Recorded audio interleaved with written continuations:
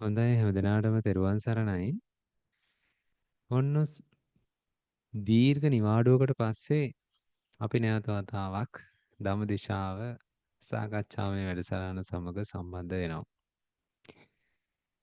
සාකච්ඡාමය වැඩසටහනක් කියලා කිව්වට ඇත්තටම භාවනා වැඩසටහනක් නේද? එහෙමනේ ගහලත් තියෙන්නේ. ඉතින් මේකෙදි අපි පළවෙනි දවසේ භාවනා කරන්න බලාපොරොත්තුවක් නැහැ. කාරණා කිහිපයක් මතක් කරන්නයි සූදානම් වෙන්නේ. ඉතින් භාවනාව සඳහා මොකද්ද මේ භාවනාව? ඇයි අපි භාවනා කරන්නට ඕනේ? සමාධිය කියන්නේ මොකද්ද? සතිය කියන්නේ මොකද්ද? අපි මූලිකවම ඇත්තටම භාවනා ආසනය සකස් කරන හැටි. ඊට පස්සේ ඒ වගේ කරුණු කාරණා රාශියක් අපි අද ගොනු කරලා තියෙනවා කතා කරන්න. ඉතින් අපි සාමාන්‍යයෙන් ආධුනිකව මේ භාවනා වැඩසටහනට සම්බන්ධ වෙන සෑම සියලු දෙනාටම ප්‍රයෝජනයක් වීම පිණිස මේ හැම දෙයක්ම අපි කතා කරන්න බලාපොරොත්තු වෙනවා. අනිත් කාරණාව තමයි ඇත්තටම බොහෝ දේවල් ඇත්තටම කතා කරන්න තියෙනවා. නේද? භාවනාව ගැන තරම් ලියවිලා තියෙන පොත්පත් නේ ඕන තරම් තියෙනවා. භාවනාව ගැන කියලා දෙන ඕන තරම් වැඩසටහන් තියෙනවා. ඉතින් හැබැයි අපේ වැඩසටහන අපි බලාපොරොත්තු වෙනවා ටිකක් මේ ප්‍රායෝගිකව නේද? ප්‍රායෝගිකව Tamanට ඇත්තටම මේ භාවනාව තුළින් අපි මේ තියරියක් කතා කරන්නේ. එහෙම නැත්නම් මේ එහෙම දෙයක් නෙමෙයි. ඇත්තටම අපි භාවනා කරනකොට අපිට අත්දකින්න තියෙන අභියෝග මොනවද කියලා කතා කරන්න. ඒ වගේ මේ අභියෝග බෙදා හදා ගන්න තමයි අපි මේ ධර්ම සාකච්ඡාව එහෙම නැත්නම් මේ ධම්මදිශාව අපි භාවිතා කරන්නේ. ඉතින් එතකොට සමහර වෙලාවට ඔය ගොඩාක් මේ නිකං ධර්මයේ තියෙන ගොඩාක් ඒ කියන්නේ භාවනාවට පරිබාහිර දේවල් අපි මේ වෙලාවට සාකච්ඡා කරන්න යන්නේ නැහැ. මොකද අපිට ඒක සාකච්ඡා කරන එක ගොඩාක් කාලයට කාලය නාස්ති වෙන දෙයක් විදිහට සලකනවා. ඇත්තටම අපිට අවශ්‍ය දේවල් ටිකක් විතරයි අපි මේ වෙලාවේ සාකච්ඡා කරන්නේ. ඒතකොට පින්වතුනි දැන් අපේ ජීවිතය ගත්තට පස්සේ නේද? විවිධාකාර සිතුම් පැතුම් විවිධාකාර බලාපොරොත්තු. ඉතින් මේ දවසින් දවස පැයෙන් පැයට මොහොතින් මොහොත ගොඩනැගෙන්නා වූ මේ බලාපොරොත්තු සමුදායන් එක්ක අපිට මේ විනාඩි පැය දවස් සති මාස ගත වෙනවා තේරෙන්නේ නැහැ. ඉතින් හැමතිස්සෙම හිත ඉස්සරහා මොකක් හරි බලාපොරොත්තුවක් තියෙනවා. නේද? අර බූරුවගේ ඉස්සරහා එල්ලලා තියෙන කැරට්ටලේ වගේ තමයි. ඉතින් මේ ළඟදී මම මේ පුංචි කාරණාවක් කියන්නට හිතුණා. ඇත්තම් බලන්න මේ මිනිස්සු වගේම මේ සත්ව ලෝකේ ඉන්න සත්තු කොච්චරනම් ඒ තමන්ගේ ඇතරම මිනිස්සු වගේම ගෙවල් දොරවල් හදාගන්න නේද? උන්ගේ ඒ කියන්නේ ඒ සත්තුන්ගේ ප්‍රමාණයට සෑහෙන උත්සාහයක් දරනවා. ඉතින් මේ ළඟදී ඇත්තටම මේ පොල් කිච්චෝ දෙන්නෙක් ඇවිල්ලා දැන් පොල් කිච්චෝ දෙන්නට කූඩුවක් හදන්න ඕන වෙලා. දැන් මේ කූඩුවක් හදන්න තෝරගන්නේ ගොඩාක් භාවයක්. ඉතින් මේ ආරක්ෂිත තැනක් හොයනවා. හොයන්නේ කොහෙද? ගේ ඇතුළට ඇවිල්ලා. ඒ කියන්නේ ගේ ඇතුළේ කුටි ඇතුළට ඇවිල්ලා. ඉතින් මේ කුටි ඇතුළට ඇවිල්ලා හැම තැනකම පියාඹ හොයනවා කූඩුවක් හදන්න තැන. කොහොම හරි දැන් කුටිය ඇතුලේ හදන එක මහා කරදරයක් නිසා මං ඉතින් පොඩ්ඩක් එළියට පැන්නුවා. පැන්නුවාට පස්සේ කුටිය ළඟම ඔන්න පොඩි සිදුරක් හොයාගෙන. දැන් පිටුතුනි බලන්න සිදුර හොයාගත්තට පස්සේ මුන් දෙන්නට හරි සතුටුයි. දැන් ඔන්න කෝටු කෑලි ගෙනල්ලා විවිධාකාර රොඩු අරව මේවා ගෙනල්ලා ඇවිල්ලා ඉතාමත්ම දවස් කීපයකින් ඇත්තටම කූඩුව හැදුවා. උදේ පාන්දර පින්වතුනි හරීම සුන්දර දර්ශනයක් තියෙනවා. ඒ පිරිමි කුරුල්ලා මං හිතන්නේ ඒ කූඩුව ළඟට වෙලා සින්දු කියනවා. හරිද? ඒ කීචි බීචික ගා නිකන් අමුතු තාලයකට මේ හරි තමන්ගේ අර සුරක්ෂිතභාවය එහෙම නැත්නම් තමන් අර අනේ දැන් මට හොඳ කූඩුවක් තියෙනවා නේද? මන්නම් දැන් හරි සතුටින් ඉන්නවා වගේ. ඉතින් අර දැන් කුටිය ළඟම ඒ සිදුවීම වෙන නිසා මං ඉතින් බලාගෙන ඉන්නවා. ශාලාවේ සක්මන් කර කර ඊට පස්සේ ඒ වගේ වෙලාවට මම බලනවා අනේ මේ පොල් කිච්චා මොන තරම් සතුටකින් ඉන්නවද? දැන් පින්වතුනි ඒ අතර වාරේ ඔන්නෝ තලගොයි අරව මේවා සත්තු සර්පයි ඉතින් ඉන්නවනේ හැමතැනම නේද? ඉතින්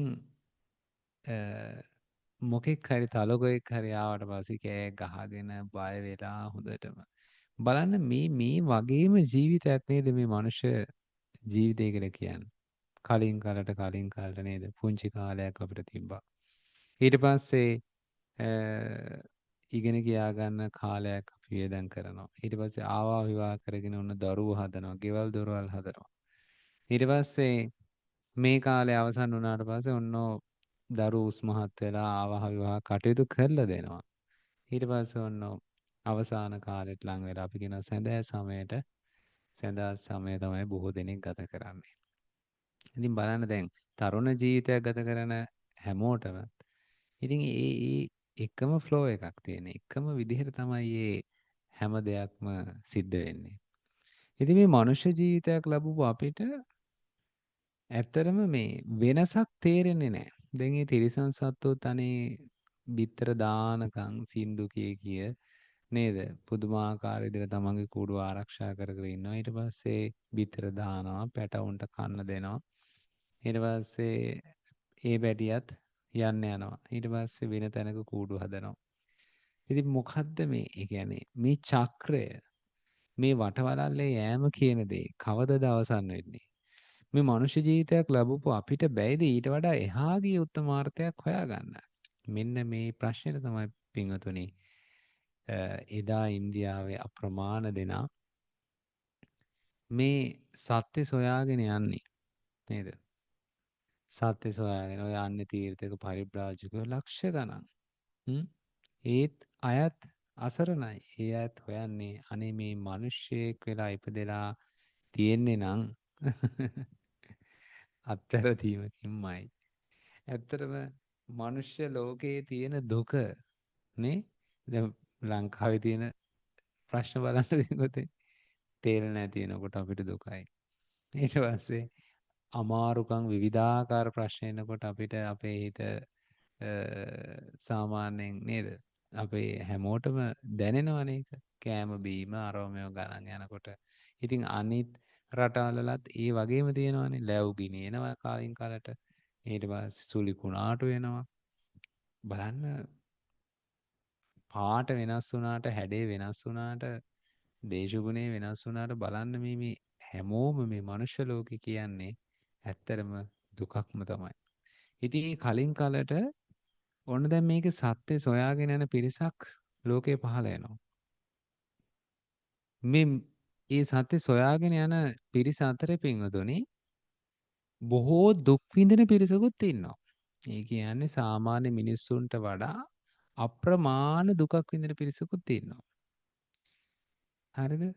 ඒ වගේම තමයි අධික ලෙස ඕන තරම් සල්ලි ඕන තරම් යාන වාහන මිල මුදල් වතුපිටි දේපල ඉඩකඩම් ඥාති හිත මිත්‍රාදීන් මේ හැම දෙයක්ම තියාගෙනත් ඒකේ අර්ථයක් හොයන්න බැරුව ඒකේ කෙලවරක් වැටහෙන්නේ නැතුව එහෙම පිරිසකුත් ඉන්නවා ඒ පිරිස අතරේ සත්‍ය සොයාගෙන යන නේද මේ මැද ස්තරය මැද කුලකය කොහොමද මැද පිරිස හිතනවා අපි මේ දුක් විඳින්නේ මධ්‍යම ප්‍රාන්තිකයෝ කියන පිරිස හිතනවා අපි මේ දුක් විඳින්නේ සල්ලි නැති නිසා ඒ නිසා පුදුමාකාර විදිහට කඹුරු වෙහෙසිලා හරියම්බ කරන්න ඕන ඒකමයි අපිට සතර වෙනස පවතින්නේ අපිට පේනවා ගොඩාක් ධනවත් අය ඒ ධනවත් අය මිල මුදල් හම්බ කරනවා ඒ නිසා අපිට සල්ලි නැති ඉඳලා තමයි ප්‍රශ්නේ කියලා බොහෝ විට මේ මධ්‍යම ප්‍රාන්තිකයන්ට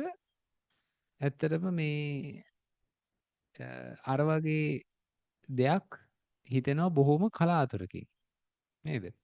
ඒ කියන්නේ මෙතනින් එහාට දෙයක් තියෙනවද කියලා හිතන්න අර මනසට විවේකයක් ඉඩක් ලැබෙන්නේ බොහොම කලාතුරකින්. එහෙම කලාතුරකින් ලැබෙනවා නම් ඒ ලැබෙන්නේ පින්වතුනි බොහෝ විට මොන වගේ කට්ටියද? සංසාරේ ඇත්තරම ධර්ම මාර්ගයේ ගිහිල්ලා ඒකේ කෙලවරට යන්නට බැරි වෙච්ච පිරිසක්. ඒ කියන්නේ ධර්මයේ පුරුදු කරපු පිරිසකට තමයි පින්වතුනි මේ කාරණාව හොයන්න හිතෙන්නේ.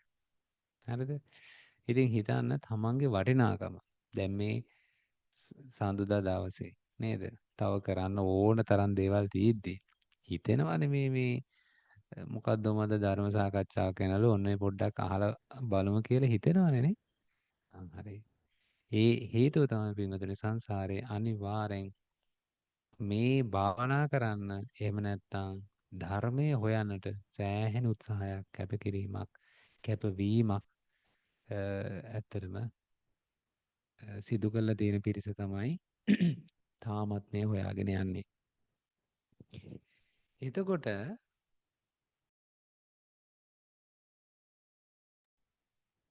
පින්වතුනි දැන් ඔන්න භාවනාවක් කියලා දෙයක් තියෙනවා අය. මේ භාවනාව කරන්න ඕනෙලු. භාවනා කළොත් ඔක්කොම හරිලු. එහෙමත් කියනවා නේද?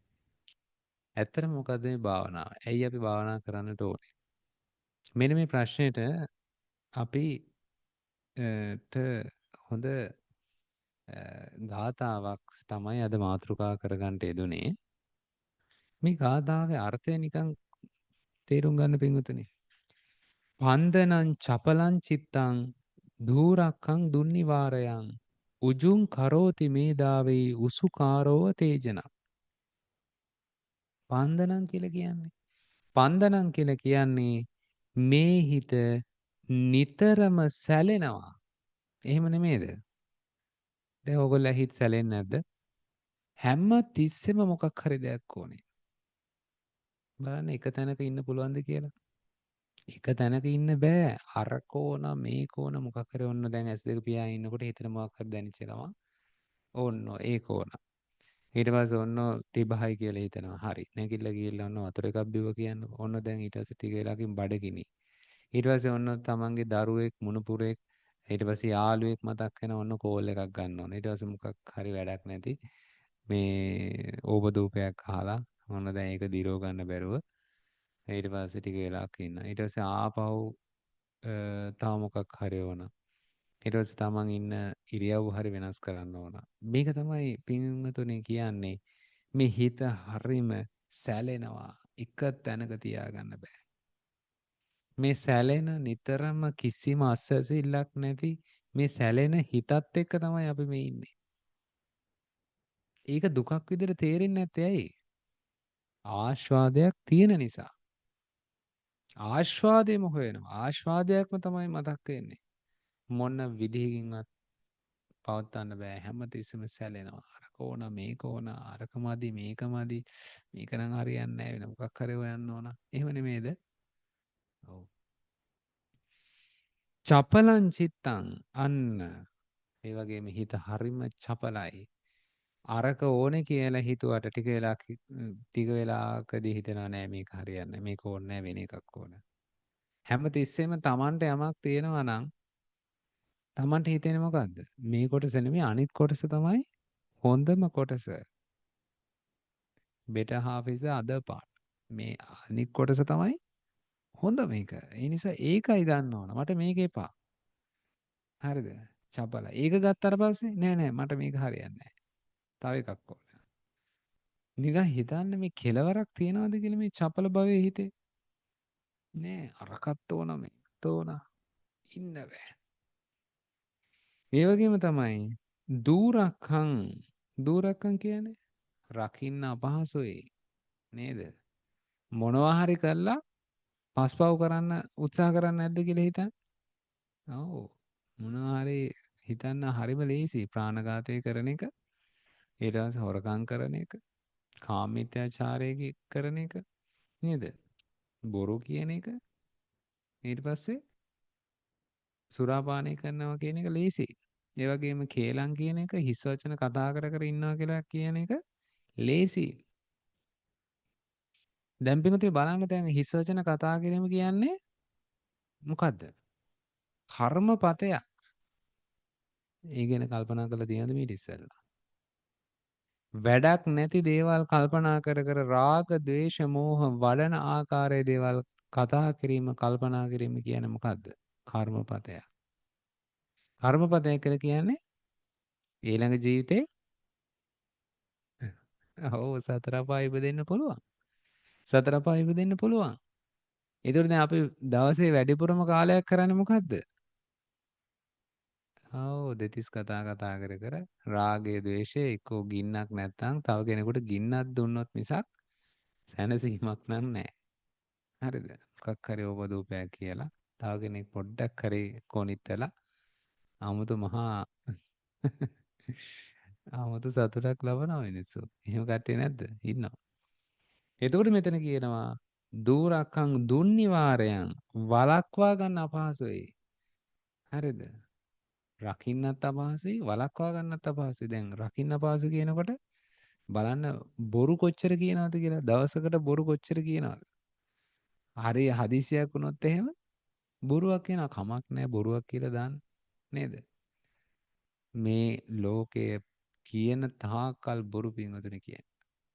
ඒ වගේම තමන්ගේම අර්ථ ශාස්ත්‍රයේ පිණිස කේලම් කියන එක, හිස් වචන කියන එක, බොරු කියන එක, පරුස වචන කියන එක ඒක මහා ලොකු දෙයක් විදිහටයි සලකන්නේ. හරි පහසුවෙන් කරන අයියෝ අද විතරයිනේ ඔය බොරුවක් කියලා දාන මහා දෙයක් නැහැ. හරි. අමතක වෙනවා කර්මපත වෙනවා කියලා. දුන්නිවාරයෙන් කියලා කියන වලක්වා ගන්න අපහසුයි. උජුං කරෝති මේදාවේ. දැන් මේකේ පීඩාව දැනෙන්න ඕන පින්වතුනි. හරිද? පීඩාව දැනෙන්න ඕන. පීඩාව දැනුණාට පස්සේ මොහොතකට හරියන්නේ නැහැ කියලා හිතෙනවනේ. හරිද? මොකක් හරි මෙහෙම ගියොත් නම් හරියන්නේ නැහැ. කොහේ යයිද මොනවා වෙයිද? මේක හරියන්නේ නැහැ. එහෙනම් මේකට විසඳුමක් හොයන්නට ඕනේ. උජුං කරෝති මේදාවි උසුකාරෝ තේජනං. අර කම්මලේ ඒ බාසුන් නැහැ මොකද කරන්නේ? නැවත නැවත ගින්නට දම අර ඊය ඒ ඊ දණ්ඩ කෙලින් කරනවා වගේ ඍජු කරනවා වගේ මේ පුද්ගලයා කර්මස්ථානයක් වඩ තමන්ගේ මේ පන්දනං චපලං චිත්තං මේ හිත සැලෙන චපල රැකීමට අපහසු ඒ වගේම වලක්වා ගන්න අපහසු මේ හිත එයා ඍජු කරනවා. ඍජු කරනවා කියලා කියන්නේ අපිට අවශ්‍ය දේ හිතන්න පුළුවන්. දැන් හිතන්න ඕගොල්ලෝ කැමති නැද්ද? ඕගොල්ලෝ කැමති දේ විතරක් හිතන්න. කැමති නේද? විකාර ඔක්කොම පැත්තකින් දැන් බලන්න දවසකට ඇඬෙනවනේ සමහර කට්ටියට. සමහර වෙලාවට අඬ අඬ කියන අනේ ස්වාමීන් වහන්සේ මට ඉන්න බෑ. පුදුමාකාර කේන්තියක් එන්නේ. පුදුමාකාර මේ මගේ දරුවෝ නිසා, මගේ මේ ස්වාමි පුරුෂයා නිසා, මගේ මේ මොකද්ද ඥාති හිත මිත්‍රාදීන් නිසා පුදුමාකාර කේන්තියක් මට එන්නේ. මට මේ කේන්තිය නැති කරගන්න උදව් කරා. මට මේක දරා ගන්න බෑ. තමයි කියන්නේ. බලන්න එතකොට හිතන්න සමහර වෙලාවට මේ එක වචනයයි. හරිද? නිකන් මූණ බලලා නිකන් පොඩ්ඩක් ඔරවලා කවුරු හරි. ඒක නිසා අර කුණු කන්දල් ටික ඔක්කොම ඔළුවේ තියෙන ඒවා මතු වුණාට පස්සේ අනේ හිත සැලෙනවා. හිත සැලෙනවා, ඇඬෙනවා කෙනෙකුට. නේද? අපි කියන්නේ ඇඬෙනවා කියලා. ඇඬෙනවා. බලන්න ජීවිතය හො නැද්ද කියලා. දැන් බලන්න තමන් පුටුවක වාඩිලා ඉන්නකොට තේ එකක් බොනකොට තමන්ට මොනවා හරි කුණුහරුපයක් මතක් වුණොත් එහෙම නේද? අතීතේ සිද්ධ වෙච්ච නේද? වැඩක් නැති තව කෙනෙක් බැනලා තව කෙනෙක් දොස් කියප එකක් තමන් අතින් සිද්ධ වෙච්ච මොනවා හරි අඩුපාඩුවක් වෙන්න පුළුවන් නේද? ඒ වගේ දෙයක් මතක් වුණාට පස්සේ අපිට පුළුවන් නම් මේක සිතුවිල්ලක් නේ මේක බැහැර කරන්න ඕන නේද? එහෙම පුළුවන්ද? නෑ.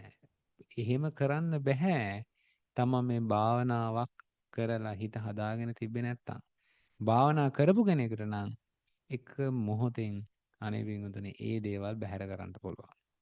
තමන්ට අවශ්‍ය විදිහට හිත පවත්වන්න පුළුවන්. අවශ්‍ය අරමුණක් අරගෙන ඒ අරමුණ තුළ හිත ආරක්ෂා කරගන්න පුළුවන්. මේ ඇයට එහෙම ඕනේ නැද්ද? ඕනේ. එච්චර හෙම්බත් වෙලා අපි මේ අර සැලෙන චපල මේ හිත නිසා එච්චර හෙම්බත් වෙලා ජීවිතේ බලන්න ඇස් වලට කඳුලක් නැගෙන්නේ කෙඳිරි ගෑවෙන්නේ මේ හිත නිසා නෙමෙයිද කියලා. දත් මිටි කෑවෙන්නේ හිත තමයි.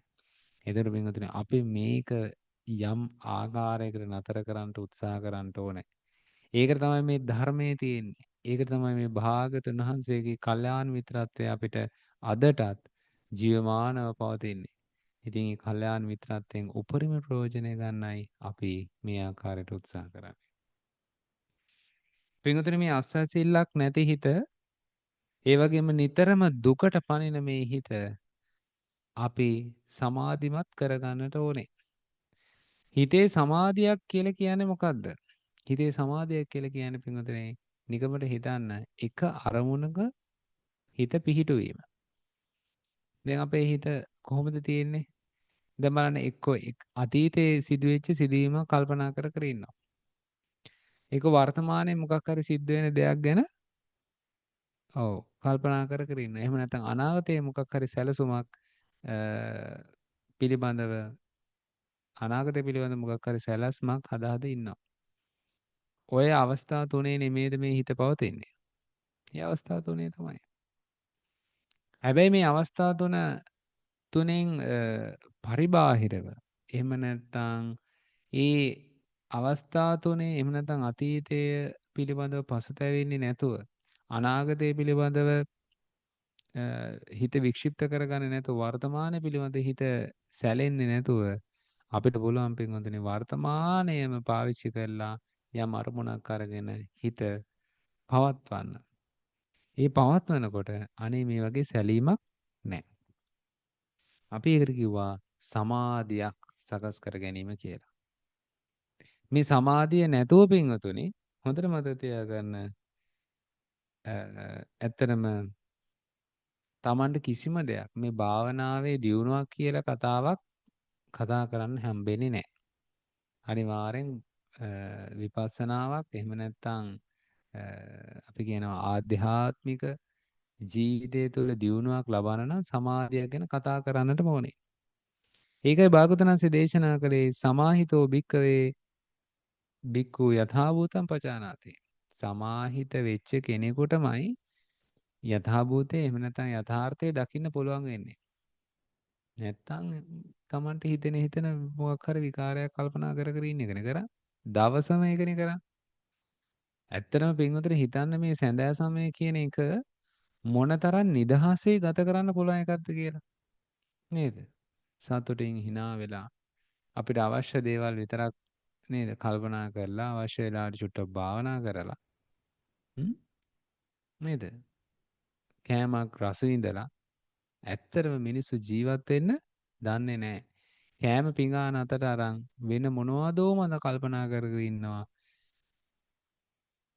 කනවද කියලාවත් මතක නැහැ. කැවිලා මොනවදෝ මත කැවිලා නේද?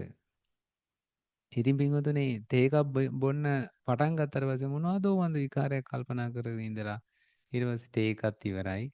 තේ එකත් පෙවිලා ජීවිතේ විඳින්නට හැකියාවක් නැහැ. ඒ ආර්ට් එක දන්නේ නැහැ. ඉතින් ඒක නිසා පින්වතුනි මේක අමුතුම කතාවක්. අපි අද ඉඳන් මේ ධම්මදිශාව ආරම්භ කරනවා මේ විදිහට. පින්වතුනි මේ භාගතුන් වහන්සේ දෙන උපමාව තමයි මේ සමාධියට විලක් තියෙනවා. මේ විලේ විවිධාකාර කැට කැබලෙති තියෙනවා. නේද? සාමාන්‍ය විලක පතුල පේනවා නම් ඒ වතුර හරියට පිරිසිදු වෙන්න ඕන. බොර වතුර තිබ්බොත් එහෙම පේන්නේ නැහනේ. එතකොට අපි පතුල පේන්න නම් අපි කොහොමද මේ බොර ගතිය අයින් කරන්නේ? බොර ගතිය අයින් කරන්න එහෙම ලේසි නෑ. ඒකට ඉතින් ඒ වතුර කලඹන්නේ නැතුව එහෙමම තියන්නට ඕනේ. ඒ තියෙනකොට අන්න අර රොන් මඩ ටික පතුලේ තැම්පත් වෙනවා. එහෙම නැත්නම් රොන් මඩ ටික ඉවත් වුණාට පස්සේ ඔන්න පතුලේ යම් මට්ටමකට අපිට නිරීක්ෂණය කරන්න පුළුවන් වෙනවා. එතකොට ඒ වගේ තමයි හිත සමාධිමත් වුණාට පස්සේ. හිත සමාධිමත් වුණාට පස්සේ ඇත්තටම මේ හිතේ ස්වභාවය අපිට පේනවා. හ්ම් නේද? අර කියන්නේ ඇත්තටම පින්වතුනි මේ අර යකඩුරෝ ඉන්නවනේ. ඔය යක්ෂයෝ බැඳගෙන වැඩ කරන කට්ටිය. ඉතින් මේ යක්ෂයෝ බැඳගෙන වැඩ ගන්න කට්ටිය ඇත්තටම ඒ ඉන්නේ මොණයක් ආද කියලා ඒ ඇයිට කියන්න පුළුවන්. බැරේලාගත් ඒන අමනුෂ්‍යයා හරියටම කිව්වේ නැත්තම් ඒ අමනුෂ්‍යයා පින්වතුනි බොහෝ විට මේ යකදුරාටත් එහෙම නැත්නම් ඒ යක්ෂයන්ගේ වැඩ ගන්න කට්ටියටත් හානි කරන්න පුළුවන්. හරිද? මහා විනාශයක් කරන්න පුළුවන්. ඉතින් දැන් මාරයා වුණත් මාරාවේශයක් වුණත් වෙනකොට පින්වතුනි අර මුගලන් මහරහතන් වහන්සේට ඒක අවස්ථාවකදී මාරාවේශ වෙන්නේ. මේ මාරාවේශ වෙනවා කියලා කියන්නේ මාරයා ගිහිල්ලා කුසට රිංගනවා. මුගලන් මහරහතන් වහන්සේ බලනවා අද මේ කුස හරීම මේ බර ගතියක් තියෙනවා. නිකන් මුං ඇට පුරවලා වගේනේ. මුං ඇට වගේ බර ආහාරයක් බැලඳුවට පස්සේ ගත්තට පස්සේ මේ ඇත්තටම ඇඟ බරයිනේ නේද? බඩට ලොකු බරක් තේරෙනවා. ඉතින් මුගලන් මහරහතන් වහන්සේ කල්පනා කරනවා අද නිකන් මුං ඇට වළඳලා වගේනේ කියලා වෙලා එහෙම අදහසකින් බලද්දී ඔන්න මාරයා. ඊට පස්සේ මාරයාට පින්වතුනි මාරයා කියලා වෙලා කිව්වේ ගමන් මාරයා බය වෙනවා. මාරයා කල්පනා කරන ඒ වෙලාවේ මාරයා නුඹ මේ කුස ඇතුලේ ඉන්නව නේද වහා එළියට එන්න කියලා කිව්වට පස්සේ මාරයා හිතනවා නෑ නෑ මේ මුගලන් මහරහතන් වහන්සේ දැකලා නෙමෙයි මේ කියන්නේ. ඒ නිසා එළියට එන්න ඕනේ නෑ. මාරයා උඹ මෙහෙම හිතුවා නේද? මම උඹව දැක්කේ නෑ කියලා. නෑ මම උඹව දැක්කා. එළියට එන්න කියලා කිව්වට පස්සේ ඔන්න එළියට එනවා. ඒ වගේ පින්වතුනි අර එන මහසෝනා දෙන්නේ කලු කුමාරයද අරකයි මේකයි එක එක නම් තියෙනවනේ. රීරියකාද අරකයි මේකයි. ඒ එන යක්ෂයාගේ එහෙම නැත්නම් අමනුෂ්‍යයාගේ නම කිව්වේ ගමන් ඒ අමනුෂ්‍යෝ නතු වෙනවා. ඒ වගේ තමයි පින්වතුනි මේ හිතේ ස්වභාවයත් හිතේට නැගෙන්නේ රාගයක්ද කියලා අපිට ඒක නෝටිස් කරන්න පුළුවන් නම් එහෙම නැත්නම් අපිට ඒක හිතන්න තේරුම් ගන්න පුළුවන් නම් ඒ රාගයේ බලපැවැත්ම ඇත්තටම යම් පමණකට සීමා වෙනවා. හිතට නැගින්නේ මේ වෙලාවේ වුණ ද්වේෂයක් නම් ද්වේෂයක් කියලා දැනගත්ත හැටි ද්වේෂය වෙනදා නම් ආපු සැනින් අපේ මනස විකෘති වෙලා ඊට පස්සේ අපේ කාය චලන ඊට පස්සේ කාය සංස්කාර වචී සංස්කාර කටින් වචන පිට වෙනවා අපිට පාලනයක් නැහැ නේද? දැන් ඔය බලන්නකො සමහර කෙනෙක් කියන්නේ අනේ සමා වෙන්න මට ඒක කියුණා කියලා නේද? මට එයාට මේ කනේ පාරක් වැදුනා කියලා කියන්නේ නේද? මට ඒක පාලනය කරගන්න බැරි නා දැන් ඔය සමහර ඔය මේ මේ බන්ධනාගාරවල ඉන්න පින්වතුනේ ද්වේෂය පාලනය කරගන්න බැරුව අතට අහු වෙනවා පිහියක් ළඟ ඉන්න හැමෝටම අනිනවා. එකපාර 7 දෙනෙකුට විතර ඇනලා ඊට පස්සේ පිහිය අතහැරලා දාලා අඬනවා. එයාටම දරා ගන්න බෑ. මොකද්ද උනේ කියලා තේරෙන්නේ නැහැ. ද්වේෂය පාලනය කරන්න බෑ. මට මතකයි මම මේ කාරණා කියලා තියෙනවා අපේ පාසලේ අපේ ඉස්කෝලේ එක ළමයෙක් අපිට වඩා වැඩිමල් ළමයි දෙන්නෙක් කැන්ටින් එකේ ඉඳලා තියෙනවා එක මේසේ මම හිතන්නේ කෑම කකා මොනවා හරි බීම් බෝතල් වගේ තියෙන නැති ළඟ ඉස්සෙල්ලා වීදුරු බෝතල්නේ තිබ්බේ කොකා කෝලා ස්ප්‍රයිට් වගේ ඉතින් අර එහා පැත්තේ ඉන්න එක්කෙනා කියපු එකකට ගත්ත බෝතලේ ගැහුවා ඔලුවට කෙලින්ම ළමයා බිම හරි ඊට පස්සේ මොනවා වුණාද දන්නේ නැහැ මැරුණාද දන්නේ නැහැ බලන්නේ ෂණික කෝපය කියන එක අතට අහුවෙන්නේ මොකද්ද ගහලා දානවා එහෙම තමයි ස්වභාවය ඉතින් බලන්න ඊට පස්සේ අඬනවානේ දැන් ගහපු එක්කෙනා අඬනවානේ ඊට පස්සේ අයියෝ මොකද්ද මේ වුනේ කියලා බලන්න මොන තරම් දුකක්ද කියලා මේ හිතේ ස්වභාවය මේ රාගය ද්වේෂය මතුවෙනකොට Tamante එක පාලනය කරගන්න බෑ කියන්නේ මොන තරම් අසරණ භාවයක්ද ඒක සැනසීමක්ද ඒක ආශාදයක්ද නෑ දැන් හිතන්න රාගයක් වුණත් ඇති වුණාට පස්සේ ආශාදයක් තියෙනවා ඒකනේ රාගයට අදහාලේ මෛතුනසේ වෙන වගේ දේවල් කරන්නේ හැබැයි ඒ දේවල් කරනකොට නේද ඒක නිකන් අර සත්තු වගේ හැසිරෙනකොට ඒක නිකන් මේ හිතනවාද ඒක නිකන් නිකන් මේ අර නිකන් සතුටක්ද ඒක? ඒක ඒ අවස්ථාවේ තියෙන විකෘතියක් නේ. සාමාන්‍ය ස්වභාවයක් විදියට නෙමෙයිනේ හැසිරෙන්නේ. නේද? සත්තුනත් එහෙමනේ. ඒ ආවේගේ පිට කරන්න බැරුව දඟලන දැඟලිල්ල. දැන් ඇතෙකුට උනත් බලන්න බොහොම ඇතා බොහොම ඇත්තටම මෙල්ල කරන්න පුළුවන් සතෙක්. හරිද? මෙල්ල කරලා තියෙනවා. ඌට ඇත්තටම මේ අපි කියන්නේ මේ මද කිපෙනවා කියලා. මද කිපුණාට පස්සේ ඌට දරා ගන්න බෑ ඒක. දරා ගන්න බෑ ගේට්ටු කඩාගෙන ඊට පස්සේ මේ ඉන්න මිනිහයවත් පොලේ ගහගෙන මින් වෙනදා මේ හොඬ වැලෙන් මේ බොහොම ආදරෙන් සලකන මේ ඇත්ගුවා පාගගෙන ඒක මහා දුකක්. ඒ පීඩාවක්. ඒ ආවේගෙ පිට කරන්න බැරි බව මහා පීඩාවක්. ඉතින් පින්වතුනි ඒ දුකක් බව දැනෙන්නේ කීයෙන් කී දෙනාටද? හරිද? ඉතින් ඒක නිසා ඒකයි වැඩේ. එතකොට අර හිතේ ස්වභාවය තමයි හැම තිස්සෙම එක්ක රාගයට යනවා, එක්ක ද්වේෂයට යනවා. කවදාකවත් මේ අර ඒ රාගයයි ද්වේෂයයි තුල තියෙන ඒ දුක, පීඩාව, පරිලාහය, දරතය දකින්න මනස විවෘත වෙන්නේ නැහැ. හැම තිස්සෙම කෙනෙක් රාගෙන් රක්ත වෙලා නම්, ද්වේෂයෙන් මුලා වෙලා නම් ඉන්නේ, ඒ කෙනාට පින්වතුනි ප්‍රඥාව කියන දේ පහළ වෙන්නේ නැහැ. එයාට ඒකේ හරි වැරද්ද තේරෙන්නේ නැහැ. ඒ දේ කළාට පස්සේ ඔන්න එකපාරට මතක් වෙනවා අයියෝ මගේ අතින් මේ වැරද්ද වුණානේ කියලා. වෙන තාක්කල් ඔය සිල්පද කැඩීම, කාමීත්‍යාචාරය, ඊට පස්සේ ඔය ප්‍රාණඝාතය, ඒ වගේ හැම දෙයක්ම සිද්ධ වෙන්නේ නේද? නරක වචන කියනවා, පරුස වචන කියනවා, මේ හැම දෙයක්ම සිද්ධ වෙන්නේ අර ඒ ආවේගයේ එහෙම නැත්නම් ඒ අවස්ථාවේ හිත පාලනයක් නැහැ. දුක් වෙනවා. බොහෝ දෙනෙක් සතුටු වෙනවද? නැහැ දුක් වෙනවා. හරියට දුක් වෙනවා. පැහැදිලිද? ඉතින් ඒක නිසා කල්ැතුවම පොඩ්ඩක් මනසට දැනුනොත් අනේ මේකේ ප්‍රශ්නයක් තියෙනවා මේකෙන් මට අනතුරක් වෙන්න පුළුවන් කියලා. නේද? තමන් අන්න ඊට වඩා එහාගේ අර්ථයක් හොයන්නට ඕනේ. පින්වතුනි සමාධියක් ගැන කතා කරනකොට අපි කිව්වා ඒක අරමුණක් අරගෙන ඒ අරමුණ තුළ හිත නැවත නැවත පවත්වන්නට අපි උත්සාහ කරනවා. ඕගොල්ලන්ට මේ භාවනාව තුලදී දකින්න ලැබෙන කාරණාවක් තමයි හැමතිස්සෙම මේ හිත ඇත්තරම හිතේ ස්වභාවය තමයි පුරුද්දක් අනුගමනය කිරීම. හරිද? නිරන්තරයෙන් පුරුද්දක් මෙතන තියෙනවා. දැන් අපේ හිතේ ස්වභාවය තමයි මම කරනවා මගේ වැඩක් අරකයි මේකයි ඔක්කොම මගේ කියලා දාගන්නවනේ. නිකමට හිතුවද දැන් මේක මෙහෙම කිව්වට මනසට දැනෙන්නේ නැහැ. දැන් බලන්න අපිට බඩගිනි හැදුනට පස්සේ දැන් ඕගොල්ලන්ට බඩගිනි හැදුනට පස්සේ මතක් වෙන්නේ කොහෙද? නිදන කාමරේද? එහෙම නැත්නම් මේ කොහේ හරි මේ ඒ කියන්නේ වන්දනාමාන කරන තැනක්ද? නෑ කුස්සිය මතක් වෙන්නේ. ඒතර කුස්සිය මතක් වුණාට පස්සේ කුස්සියේ මේ කොහෙද හොයන්නේ? හ්ම්?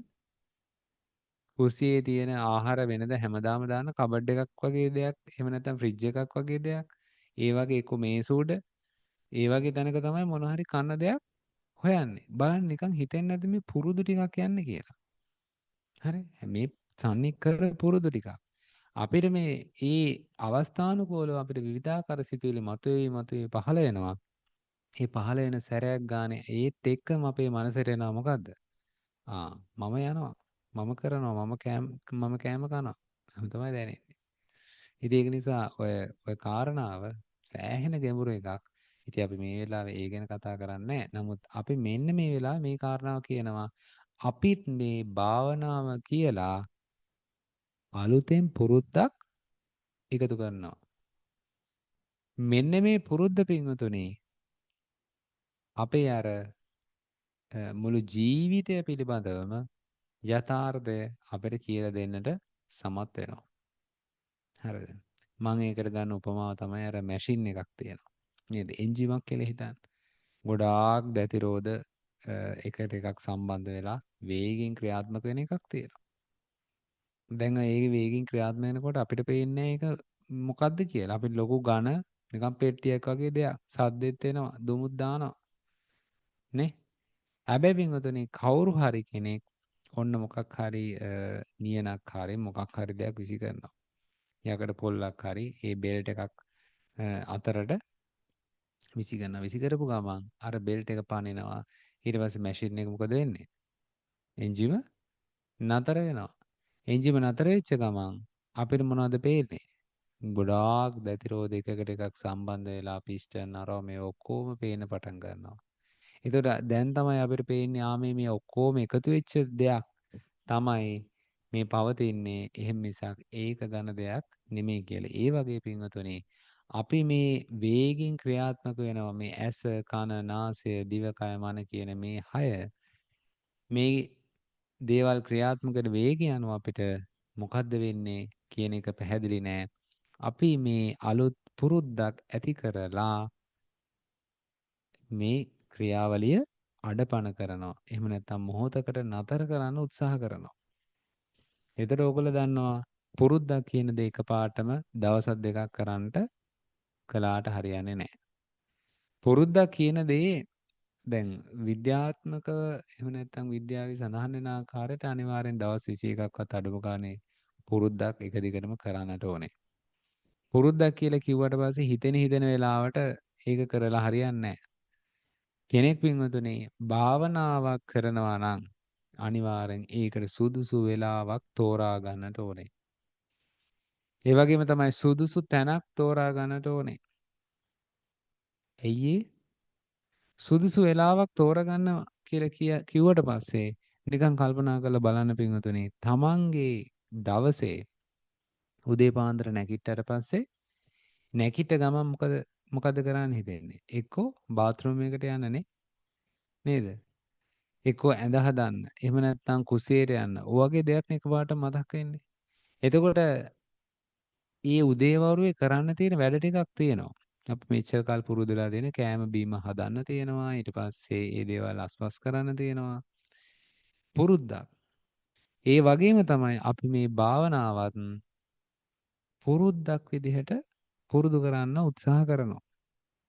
අපි හොයා ගන්නවා හොඳ ප්‍රകൃතිමත් එහෙම නැත්නම් කායික වෙහෙස ටිකක් අඩු භාවනා කරන්න පුළුවන් වෙලාවක්. මේක ඇත්තටම එකිනෙකාට වෙනස් වෙනතුනේ. එතකොට මේ වෙලාව සමහර වෙලට උදේවරු වෙන්න පුළුවන්, සමහර කෙනෙක්ට දවල් වෙන්න පුළුවන්, සමහර කෙනෙක්ට හවස වෙන්න පුළුවන්. දැන් මේ කාලේ නම් දවල් වරුව කියන්නේ ගොඩාක් ප්‍රශ්නේ නිසා අසප්පායයි. ඒක සුදුසු නෑ. ප්‍රශ්නේ වෙලාවට භාවනා කරනවා කියලා කියන්නේ ගොඩාක් නිදිබර ගතිය තියෙනවා. ඊට පස්සේ කය අකර්මණ්‍යයි. ඉතින් භාවනාව සාර්ථක වෙන්නේ නැහැ කිසිසේත්ම. භාවනාවට හොඳට විවේකයක් ඕන පින්වතුනි. හරිද? විවේකයක් සහිතව තමයි අපි භාවනා කරන්නට ඕනේ. ඉතින් ඒක නිසා ඒක උදේවරුේ හරි එහෙම නැත්නම් රාත්‍රී කාලයේ හරි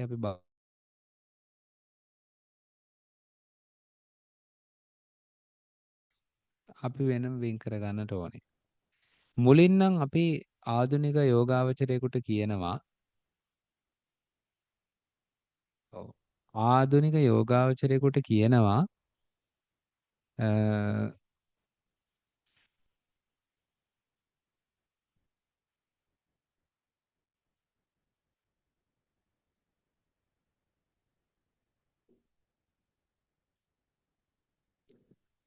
හරි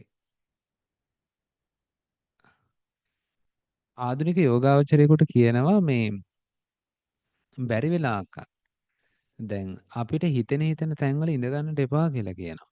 ඒ කියන්නේ හිතන්න දැන් තමන් ඇඳ කියන එක පාවිච්චි කරන්න නිදා ගන්න. ඊට පස්සේ තමන් කුස්සිය කියන දේ කුස්සියේ පුටුවක් වගේ දෙයක් තියෙනවා නම් අන්නේ පුටුව පාවිච්චි කරන්නේ කෑම කන්න. ඊට පස්සේ ටීවී එකක් ළඟ මොකක් හරි සෝෆා එකක් හරි මොකක් හරි ඒ පුටුවක් තියෙනවා නම් ඒ පුටුව පාවිච්චි කරන ටීවී බලන්න. හරිද? එතකොට මේ වගේ තැන්වල අපිට හිතෙන වෙලාවට භාවනා කරන්නේ නැහැ. අපි මොකක් හරි තැනක් හොයා ගන්නවා. ඒ කියන්නේ පුංචි භාවනා ආසනයක් වගේ හදාගෙන ඉන්න පුළුවන්. ඊට පස්සේ පොඩි මෙට්ටයක් වෙන්න පුළුවන්. ඒ තමන්ට බිම ඉඳ ගන්න අපහසු නම් මොකක් හරි පුටුවක්. ඒ පුටුව නිකන් අපි කියන්නේ නිකන් පූජනීය තැනක්. වෙන දෙයකට පාවිච්චි කරන්නේ නැති දෙයක් මුලින් තෝරගන්නට ඕනේ. හරිද? එයි මම මුලින් කියලා කියන්නේ පස්සේ එහෙම අවශ්‍ය වෙන්නේ නැහැ. හරිද? මේ භාවනා කරන්න තෝරගන්න පුටුව පින්වතුනි දකින්නකොටම අපිට මතක් වෙන්නේ මොකද්ද? මම භාවනා කරන පුටුව කියලා.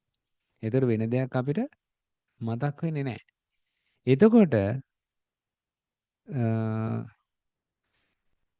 එනෝන් සන්නේ මම මේ කතා කරන එක හොඳට ඕගලන්ට ඇහෙනව නේද? එහෙමයි ස්වාමීන් වහන්සේ ඇහෙනවා. හරි. එතකොට මේ විදිහට දැන් හිතන්න දැන් පුටුවක් තෝරගත්තට පස්සේ මුලදී දැන් Tamanට අර අලුතෙන් නම් එච්චර වෙනසක් තේරෙන්නේ නැහැ. නමුත් කාලයක් යද්දී ඒ පුටුව ළඟට යනකොටම පින්වතුනි Tamanගේ හිත ඒකට සූදානම් වෙනවා. භාවනාවට සූදානම් වෙනවා. හරියට ඔය ඇඳ ළඟට යනකොට අපිට නිකන් නිදිමත ගතියක් වගේ එනව නේද? ඒ වගේ පුටුව ළඟට යනකොට තමන්ගේ අනිත් ඔක්කොම සැලසුම් ඒ වගේම හිතේ විපලිසර වීම ඔක්කොම පැත්තකට ගිහිල්ලා අන්න තමන්ගේ හිත අර භාවනාවට එකඟ වීමක් අන්න තමන්ට අත්විඳින්න පුළුවන් වෙනවා. ඒක නිසා තමයි මුලින්ම අපි කියනවා ඒ භාවනා කරන්න වෙලාවක් තෝරගන්න ඕන. ඒ වෙලාවේ හිතෙන වෙලාවල් වලට මාරු කරන්න එපා අසාර්ථකයි. පුංචි කාලයයි එහෙම කරන්න පුළුවන් වෙන්නේ. ඊට පස්සේ භාවනා කරන්න මොකක් හරි ආසනයක් තෝරගන්න ඕන.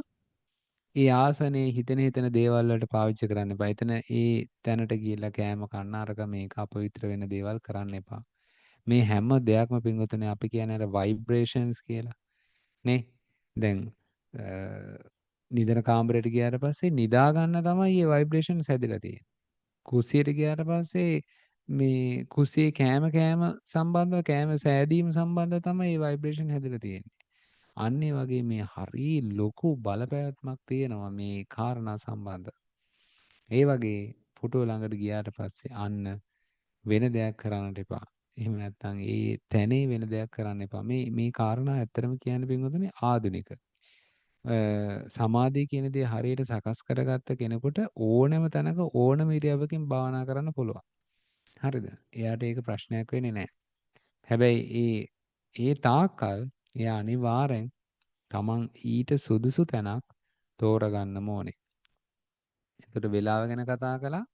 ඊට පස්සේ ආසනය ගැන කතා කළා. ඊට පස්සේ කාය විවේකය. මෙන්න මේක නම් අංක 1. කාය විවේකය කියන්නේ පින්වතුනි ඒකනම් හොඳටම තියෙන්නට ඕනේ. ඔය ගොඩාක් දෙනෙක් නිදිගිරා වැටෙනවා අමාරුයි ස්වාමීන් වහන්සේ භාවනා වැඩෙන්නේ නැහැ කියලා කියනවා තෝරගන්නේ Tamanට අපහසුම වෙලාවල් සමහර වෙලාවට. මහන්සි වෙන වෙලාවල් දවල් ඊට පස්සේ එහෙම නැත්නම් වැඩ ගොඩාක් කරලා තියෙන වෙලාවල් ඊට පස්සේ ඒ වගේ දැන් ඒ ස්වාමීන් වහන්සේ ඒ වගේ ඒ වෙලාවට තමයි විවේක තියෙන්නේ කියලා කිව්වට හරියන්නේ නැහැ. තමන් භාවනා කරනවා නම් තමන් වෙලාවක් තෝරගන්නම ඕනේ. නිදහසට කාරණා ඒවා වැඩක් නැහැ. තමන් හොයා ගන්න ඕන. ඒවා හදාගන්න බෑ. කවුරුවත් දෙන්නේ නැහැ. විවේකයක් දෙන්නේ නැහැ. නේද? අර මේ වඳුරු ගෙවල් හදන්නේ නැති එකට උපමා කතාවක් තියෙන්නේ. නේ? වැස්ස කාලෙට දැන් බලන්න වඳුර කියන සතාට පින්වතුනි කකුල් තියෙනවා. අතපය තියෙනවා. නේ? එතකොට අත් තියෙනවා කකුල් තියෙනවා මේ හැමදේම තියෙනවා. ඉතින් ඌට සාමාන්‍යයෙන් ඇත්තටම කල්පනා කරන්න පුළුවන් ශක්තියකුත් තියෙනවා. ඉතින් රිලව් කියන සත්තු ගත්තට පස්සේ නම් අපෝ මහා එපා එපා කරපු જાතියක්. කිසිම කෙලෙගුණයක් දන්නේ නැති මහා එපාම කරපු જાතියක් කියලා වුණා. වඳුර නම් පොඩ්ඩක් ඩීසන්. ඇයි මම එහෙම කියන්නේ පින්වතුනි පුංචි කාරණාවක් ටිකක් වෙනසකටත් එක්ක රිලව කියන සතාට වතුර ටික දැන් ඒ රිලව් පොලිම එනවා පිටිපස්සෙන් එනවා රිලව කියන සතාට වතුර භාජනයක් තිබ්බට පස්සේ පළවෙනි එන රිලව පින්වතුනි වතුර බීලා අනේ භාජනේ පෙරලලා යනවනේ. ඒව දැකලා තියෙනවද? ඔය ගොඩාක් ඔය ආරන්නේ එහෙම තියෙන ඔය කැලෑවලට සමීපනේ. ඉතින් රිලා ගහනේ සෑහෙන තියෙනවා. එච්චර මහා දැන් ඌට තේරෙනවා. ඌ දැන් හිතන්නකෝ දැන් ඉදුල් එහෙම දාද්දී ඇත්තටම පින්වතුනේ දැන් බලාගෙන හිටියොත් එහෙම ඒ රිලා නායකයා තමයි ඉස්සල්ලාම ඇවිල්ලා කන්නේ ඒක. මොකෙක් හරි තරුණ රිලේ කාපු ගමන් ඌව හපලා විනාශ කරනවා. රිලා නායකයා ඇවිල්ලා වැටලා ඊට පස්සේ මේ අර දරුවෝ වදන්න ඉන්න රිලවියෝ තමයි ඒගොල්ලන්ට තමයි අවස්ථාව දෙන්නේ. හරි? එතකන් අර අනිත් කට්ටිය වටේ ඉන්නට ඕනේ. රිලා නායකයා බලනවා. ඊට පස්සේ තමයි ඔන්න තරුණ රිලව ඇවිල්ලා කන්නේ. බලන්න එච්චර නුවණක්, එච්චර නුවණක් තියෙන සත්තු జాතියක් සාමාන්‍ය රිලව් වඳුරෝ කියලා කියන්නේ. හැබැයි කුරුල්ලොත් කූඩු හදනවා. හැබැයි රිලව් අච්චර වැස්සෙන් තෙමි තෙමි ඉන්නවනේ. දැන් අලින්ට නම් හිතන්නකො අමාරුයි කියලා මොකක් හරි හදන්න. ඔය නායි ගැරන්ඩි අරක මේක සත්තුන්ට බල්ලොන්ට ගෙවල් හදන්න බෑනේ. ඉතින් ඌට කොහේ හරි ගිහිල්ලා නිදා ගන්න තියෙන. හැබැයි බලන්නකො මිනිස්සයා වගේම අතපය තියෙන මේ රිලව් කූඩු හදන්නේ. උපමා කතාවක් තියෙනවා. ඕන දැන් වැස්සට දෙමෙනකොට රිලව් කියනවලු මේක නම් හරියන්නේ නැහැ. මේ වැස්ස ඉවර වෙනකොට කොහොම හරි ගෙවල් හදන්න ඕන. මේ මම මේ මාතෘ දවවෙන්න ඕගොල්ලත් එන්න අපි කොහොම හරි ගෙයක් හදන්න ඕන. මේ හැමදාම මේ වැස්සෙන් තෙවෙන්න බෑ කියලා හිතනකොට. වැස්ස පායපු ගමන් එක රිලෙවෙක් අඹ ගහකට පයින්නවා, තව රිලෙවෙක් ජම්බු ගහකට පයින්නවා, සීසීකට දුවනවා. ගෙවල් හැදීම කියන එක අමතකයි. ඊට පස්සේ ආපහු වහිනකොට ඔන්න ආපහු දුවගෙන එනවා. ඊට පස්සේ කෑ ගගා ඉන්නවා. ඊට පස්සේ ආපහු වැස්ස පායනකොට හැම තැනම දූ දූ යනවා. මොන ගයක්වත් නැහැ. ඉතින් මින්ගොතුනේ ඒ වගේ අර රිලා මනස නේ වඳුරු මනස තමයි මේ හිත නේද උපමා කරන්නේ. හිතේ ස්වභාවය. ඒ හිත විවිධාකාර නිකන් ඉල්ලනවා එක්ස්කියුසස් ඉල්ලනවා අනේ අද බෑ අප්පා. මේක හරි රස්නේ අද. නේ හරි හරි මේ වැඩ ටික ඉවර කරලා මම භාවනා කරන්නම්. හරි හරි පොඩ්ඩ වයසට ගිහිල්ලා මම භාවනා කරන්නම්. හරි හරි මේ දුවට බබෙක් හම්බෙන්න ඉන්නවා. ඒක ඊට පස්සේ මම භාවනා කරන්නම්. ඊට පස්සේ අනේ බෑ මේ කකුලේ අමාරුවක් තියෙනවා. ධනේස අමාරුවක් තියෙනවා. මට මේ දවස්වල හරි අමාරුයි. නේ එක එක જાති එක එක જાති නිදාසර කාරණා හොයනවා. හැබැයි සංසාරෙට ඇති තරම් හේතු සකස් කරන ඕකද ජීවිතේ. ඒක නිසා හිතේ ස්වභාවය එහෙමයි. ඒ නිසා Tamanට වෙලාවක් නැහැ කියන්න එපා. කාය විවේකී කියන දේ තියෙන්නට ඕනේ. තමන් මොකක් හරි ජීවත් වෙන්න වෙලාවක් තියෙන්න එපා. නේ? හැමදාම අනිත් අයගේ දේවල් කර කර අනිත් අය හිතෙන දේවල් ඒ මිනිසුම මේ තෘප්තියට පමුණවන්නම ජීවිතේ කැප කරලා අපි කියන කඹරනවා කියලා කඹර ජීවත් වෙලා මොනව කරන්නද? අපිට ජීවත් වෙන්න වෙලාවක් තියෙන්න ඕන. අපි නිදහස් වෙන්න වෙලාවක් තියෙන්න ඕන. එහෙම වෙලාවක් නැහැ කියලා කියනවා නම් අනේ එයාට නම් භාවනාව නැහැ. කැමති දෙයක් කරගන්න කියලා කියන්න තමයි වෙන්නේ. එහෙම හරියන්නේ නැහැ. වෙලාවක් තියෙන්න ඕන. ඉතින් පින්වතුනි ඔන්න ඔය කාරණා ටික ඉතාම වැදගත්. ඊට පස්සේ දැන් අපි සමාධියක් සකස් කරගන්න ප්‍රධාන වශයෙන් කමඨාන් වර්ග දෙකක් පාවිච්චි කරනවා. හරිද? සමාධියක් ගොඩනගා ගන්න. පළවෙනි එක තමයි ආනාපාන සතිය. දෙවෙනි එක තමයි ධාතු කර්මස්ථානය. මේ ආනාපාන සතිය සහ ධාතු කර්මස්ථානය කියන මේ දෙකම ඉතාමත්ම වැදගත්. මේ දෙකම ඇත්තටම ආනාපාන සතිය වැටහෙන පිරිසක් ඉන්නවා. ආනාපාන සතිය වැටහෙන්නේ නැත්නම් ධාතු කර්මස්ථානය කරන්න කියලා කියනවා පුදුමාකාර විදිහට. ධාතු කර්මස්ථානයෙන් හිත වැඩෙනවා. හ්ම්? එතකොට මේ දෙකම අපිට පාවිච්චි කරන්න පුළුවන්. ආනාපාන සතිය නම් අපි සිද්ධ කරන්නේ හුස්ම රැල්ලට අවධානය යොමු කරන් ඉන්නවා. හුස්ම රැල්ල කියලා කිව්වට අපි හරියටම හුස්ම වදින තැනයි නිරීක්ෂණය කරන්නේ. ඒක නාසිකාග්‍රය වෙන්න පුළුවන්, උඩුතොල වෙන්න පුළුවන්. ඕනෑම තැනක ඒ හරියටම වැදෙන තැන නිරීක්ෂණය කරනවා. නිරීක්ෂණය කරනකොට අපිට සමාධි ආලෝක පහළ වෙන්නට පුළුවන්. එතකොට ඒ වගේම ආනාපාන සතියේ වෙනස් වීම කියන දේ Tamanට තේරෙන්න පුළුවන්.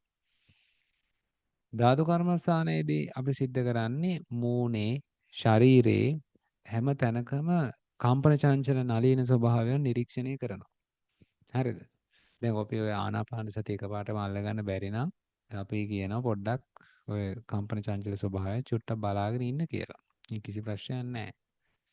නමුත් ධාතු කර්මස්ථානයේ සම්පූර්ණයෙන් ආනාපාන සතිය පැත්තකින් තියලා අපි පුළුවන් තරම් උත්සාහ කරනවා ඉස්සල මූණ හරි එහෙම නැත්නම් පපු ප්‍රදේශය ඔන්න දකුණු වම කියලා වෙන් කරගෙන උදර ප්‍රදේශය ඊට පස්සේ යටිබඩ ප්‍රදේශය කලවා ඊට පස්සේ කෙන්ඩා ඊට පස්සේ යටිපතුල් පිටිපතුල් ওই විදිහට හිස හිස කොටස් කීපයකට වෙන් කරගෙන හොඳට නිරීක්ෂණය කර කර යනවා.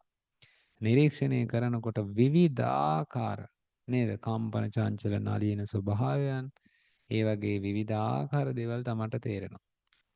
එතකොට ඒකත් එක්ක ඉන්න තමාගේ හිත ඇත්තටම සමාධිමත් වෙන්න පටන් ගන්නවා. සමාධිමත් වෙනවා කියලා කියන්නේ තමන්ට වැඩි වැඩියෙන් අර කම්පන චංචල ස්වභාවයන් තේරෙනවා. හරිද? දැන් මේ වෙලාවේ ඔන්න දැන් එකපාරටම තමන්ගේ අතට අවධානය යොමු කළාට සමහර කෙනෙක්ට දැනෙන්නේ නැහැනේ මොකොත් නේද? නිකන් ඝන, තද දෙයක් විදිහට තේරෙන්නේ.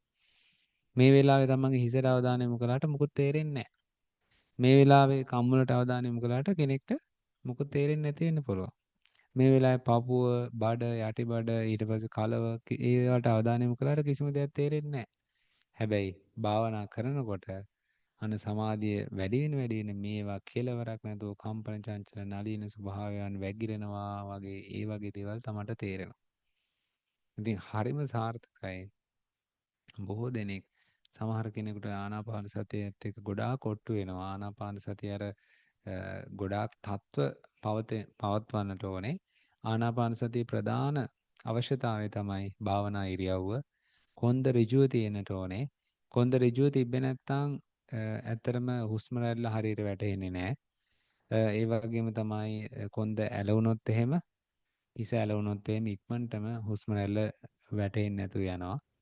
එතකොට යෝගාවචරය හිතනවා මගේ භාවනාව දියුණුනා කියලා. නමුත් භාවනාව දියුණුවක් නෙමේ. හුස්ම රැල්ල වැටෙන්නේ නැතුව ගියේ තමන්ගේ හිස පහත් වෙච්ච නිසා, ඇලෙච්ච නිසා. එතකොට තමන්ගේ ඇත්තටම තමන්ගේ හිත යන්නේ තීන මිද්දේට. එහෙම නැත්නම් නිදිමත ගතියට. අරක එහෙම නෑ. ධාතු කර්මස්ථානයේදී තමන් කැමති තැනක කැමති විදිහකට ඉඳ ගන්න පුළුවන්. හැබැයි මුලින්ම ආධුනික යෝගාචරයට කියන්නේ පුළුවන් තරම් සැප පහසු ඇති. එහෙම නැත්නම් පහසුවෙන් වැඩි වෙලාවක් ඉන්න පුළුවන් ඉරියව්වක් තෝරගන්න. ඉරියව්ව තෝරගෙන මුලින්ම ආරම්භ කරන්න පුළුවන් කම්මුල් වලින්. හරි? කම්මුල් වලින් ආරම්භ කරන්න පුළුවන්. මේ කම්මුලට එකපාරටම අවධානය යොමු කළාට කිසිම දෙයක් දැනෙන්නේ නැහනේ. හරි. එහෙම දැනෙන්නේ නැත්නම් අපි මොකද දන්නවද කරන්නේ? අපේ දබර ඇඟිල්ල තියෙනවානේ. අතේ දකුණ හරි වම හරි දබර ඇඟිල්ල අරගෙන ගෑවෙන නොගෑවෙන පින්වතුනි මේ කම්මුලට ලං කරනවා. කම්මුලට ලං කරලා ඊට පස්සේ අපි ගෑවෙන නොගෑවෙන වගේ පොඩ්ඩක් ස්පර්ශ කරනවා. පැහැදිලිද? ස්පර්ශ කළාට පස්සේ අපිට තේරෙන්න පටන් ගන්නවා මේ අර ස්පර්ශ කරලා දිගටම තියාගෙන ඉන්නේ ස්පර්ශ කරලා තමන්ගේ අත තිබ්බ විදිහටම තමන් ගොඩොක්කුවේ හරි මේ කකුල උඩ හරි එහෙම තියා ගන්නවා.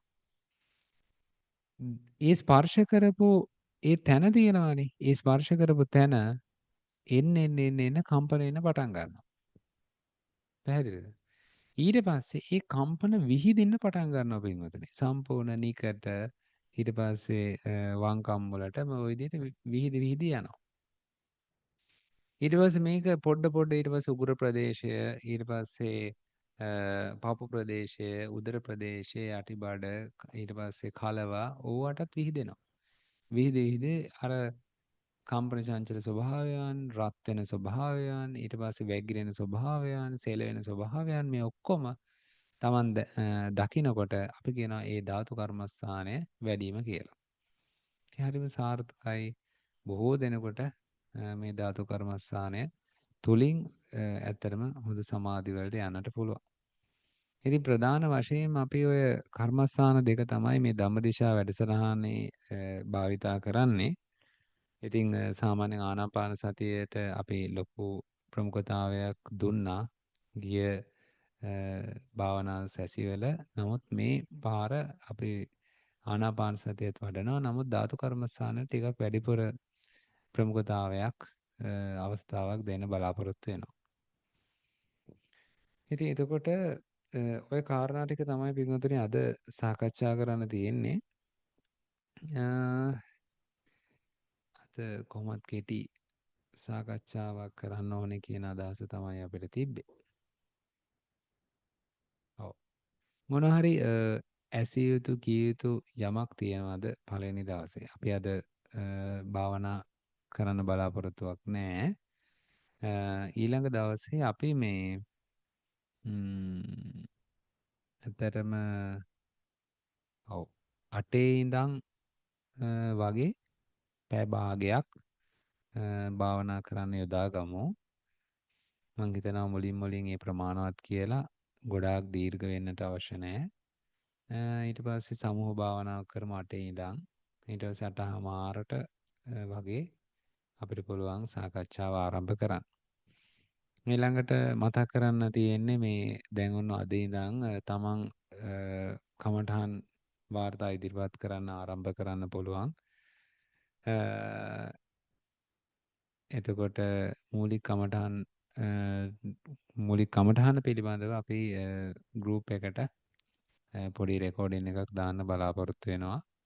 ඉතින් ඒ රෙකෝඩින් එක අහලා ඒ අනුව භාවනා කරලා Tamanට මේ අත්දැකීම් ඉදිරිපත් කරන්න පුළුවන් වෙනවා. හරි. මීට ඉස්සෙල්ලා ඔය මේ ආනාපාන සතිය කරපු කට්ටියත් මේ ධාතු කර්මස්ථානයේ චුට්ටක් මේ කරලා බලන්න. ඒක සමහර විට බොහොම ඉක්මනින් Tamanට දියුණු කරගන්න පුළුවන්කමක් ලැබේවි. ඉතින් ඒ බව මතක් කරනවා. හුස්ම රැල්ලට අවධානය යොමු කරලා ඒකෙන් ඇති වෙනවනේ Tamanට ඒ චිත්ත සමාධියක්. ඉතින් එතකොට ඒක ආනාපාන සතිය Tamanට හොඳට වැටුණා නම් ඒකිනුත් මේ ඇත්තටම අත්දැකීම් ඉදිරිපත් කරන්න පුළුවන්. Tamanට හරියට වැටහුන්නේ නැත්නම් ඒකත් එක ලොකු සටනක් යෙදිච්ච කෙනෙක් නම් ධාතු කර්මස්ථානය කරන්න පුළුවන්. ඉතින් එතකොට ඒ කාරණා ටික තමයි ඇත්තටම අද සාකච්ඡා කරන්න තිබ්බේ. තමට මොනවා හරි කිය යුතු ඇසිය යුතු යමක් තියෙනවද?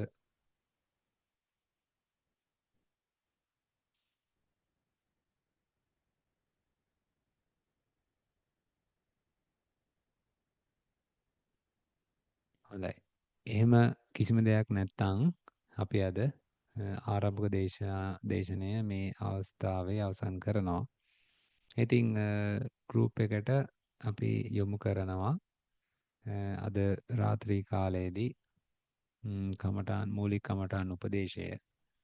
ඊට පස්සේ හෙට උදේ ඉඳන් ඔන්න Tamanට ඒක පුරුදු වෙන්න පුළුවන්. ඊට පස්සේ Tamanගේ අත්දැකීම් ඍජුවම අපිට ඉදිරිපත් කරන්න පුළුවන්. ගෲප් එකට හෝ එහෙම නැත්නම් ඍජුවම ඉදිරිපත් කරන්න. ඉතින් එතකොට ඒවට පිළිතුරු Tamanට ලැබෙනවා. ඉතින් භාවනා කියලා කියන්නේ ඇත්තට මේ කලාවක්. ඒක මුලින් තමයි අනේ හරි ඒ කියනකොට හරි අමුතු දෙයක්, නීරස දෙයක් විතර දැනෙන්නේ. මොකද හේතුව අත්දැකීම් නැති නිසා. අපිට අත්දැකීම් තියෙන්නේ හරිම අර කාමයන් පිළිබඳවනේ. හරිම ලේසියෙන් ලබා ගන්න පුළුවන් ආස්වාදයක් අපිට ඍජුවම පේනවා. නමුත් භාවනාව කියලා කියන්නේ මුලින් ටිකක් අමාරුයි. අමාරුයි කියලා කියන්නේ අමාරු වෙන්නේ Tamanට අලුත් දෙයක් නිසා. ඕනම අලුත් දෙයක් කරනකොට ටිකක් කුතුහලය තියෙනවා, සැක සංකා තියෙනවා, හරියයිද කියලා විශ්වාසයක් නැති භාවය තියෙනවා. ඉතින් ඒ ඔක්කොම පැත්තකින් තියලා අපි ඇත්තටම තේරුම් ගන්නවා මේ භාවනාව කළ යුතු දෙයක් විදිහට. ඉතින් ඒ වගේම මතක් කරනවා පොඩ්ඩක් අපි පොඩි කොටස් එකතු කරනවා මේ භුක්තානුමෝදනා වලටත් මේ භාවනාව සම්බන්ධව එක කොටස්. ඉතින් ඒක නිසා ඒකත් ප්‍රයෝජනයක් වේවි කියලා මතක් කරනවා. හරි. එහෙනම් ඒ ප්‍රමාණවත් එහෙනම් අපි අද දවසේ ආරම්භක දේශනාව සිද්ධ කරන්න යෙදුණා. ඉතින් මේ ආකාරයට කුසල දහම්මි නිරත වෙනකොට ඒ කුසල් දැක සතුට වෙන බොහෝ දෙනෙක් ඉන්නවා. ඒ සියලු දෙනා මේ පින් දෙක සතුට වේත්වා අනුමෝදන් වෙත්වා දුකට පැමිණ නැත්නම් සැපයට පැමිණෙත්වා සැපයට පැමිණ නැත්නම් තව තව දී සබ් සම්පත් දී යසුසු ලබත්වා කියලා අපි ප්‍රාර්ථනා කරනවා. ඉදම්මේ ඥාතිනං හෝතු සුඛිතා හොන්තු ඥාතයෝ ඉදම්මේ ඥාතිනං හෝතු සුඛිතා හොන්තු ඥාතයෝ ඉදම්මේ ඥාතිනං හෝතු සුඛිතා හොන්තු ඥාතයෝ. ඒ වගේම මේ බුද්ධ ශාසනයේ චිරස්ථිත වෙනුවෙන් කටයුතු කරන අල්පේශාක්‍ය මහේශාක්‍ය දේවතාවුන් වහන්සේලා ඉන්නවා. ඒ සියලු දෙනා මේ පිළ දෙක සතුට වෙත අනුමෝදන් වෙත්වා. තවදුරටත් මේ බුද්ධ ශාසනය පිළිවෙත් පුරන්නට මේ පින්වත් පිරිසට අවශ්‍ය රැකවරණ ආශිර්වාදය සලසත්වා කියලා අපි දෙවියන්ටත් පින් අනුමෝදනා කරන්නට ඕනේ. ආකාසට්ඨා ච බුම්මට්ඨා දේවානාගා මහිද්దికා පුඤ්ඤන්තං අනුමෝදිත්වා චිරන් රැක්කන්තු ශාසනං ආකාසට්ඨා ච බුම්මට්ඨා දේවානාගා මහිද්దికා පුඤ්ඤන්තං අනුමෝදිත්වා චිරන් රැක්කන්තු දේශනං ආකාසට්ඨා ච බුම්මට්ඨා දේවා නාග මහිද්దికා පුඤ්ඤන්තං අනුමෝදිත්වා චිරන් රැක්කන්තු මම් පරන්ති. කල්යාණ මිත්‍ර ඇසුර නිවන් දක්නාතුරුම පාප මිත්‍ර මිත්‍රත්වය අප වෙත නොම වේවා. කල්යාණ මිත්‍ර ඇසුරම අපිට ලැබේවා කියන අදහසින් එමිනා පුඤ්ඤ කම්මේන මාමේ බාල සමාගමෝ සතං සමාගමෝ හෝතෝ යාව නිබ්බානපත්තියා එමිනා පුඤ්ඤ කම්මේන මාමේ බාල සමාගමෝ සතං සමාගමෝ හෝතෝ යාව නිබ්බානපත්තියා ඉමිනා පුඤ්ඤ කම්මේන මාමේ බාල සමාගමෝ සතං සමාගමෝ හෝතු යාව නිබ්බානපත්තියා. හොඳයි. එහෙනම් හැමදෙනාටම තෙරුවන් සරණයි. තෙරුවන් සරණයි වහන්සේට අප්‍රමාණ පින් ලැබේවා. තෙරුවන් සරණයි. හොඳයි තෙරුවන් සරණයි. තෙරුවන් සරණයි වහන්සේට අප්‍රමාණ පින් ලැබේවා. තෙරුවන් සරණයි. තෙරුවන් සරණයි වහන්සේට අප්‍රමාණ පින්. තෙරුවන් සරණයි. සරණයි පින්වත් ස්වාමීන් වහන්සේ ඔබ වහන්සේට අප්‍රමාණ පින් සිදු වේ. තෙරුවන් සරණයි.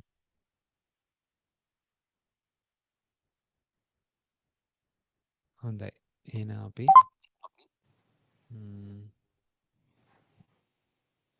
අද සාකච්ඡා වාරය අවසන් කරනවා. එහෙනම් හැමදෙනාටම තෙරුවන් සරණයි.